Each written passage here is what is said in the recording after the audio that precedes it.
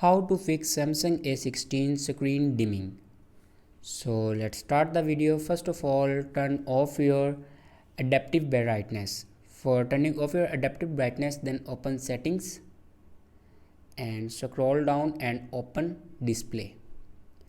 In display settings, you can see the option adaptive brightness. Now turn this button off. After turning this button off, it will turn off. And then if you turn on your dark mode, then turn it off. After turning off your dark mode, your problem will be fixed. If it doesn't fix your problem, then go back to the main page of your settings and scroll down and click on device care. After clicking on device care, then open software update, and here you can check your software updates. If it doesn't update your latest software, then update it to latest software. After that, your problem will be fixed. Thanks for watching this video.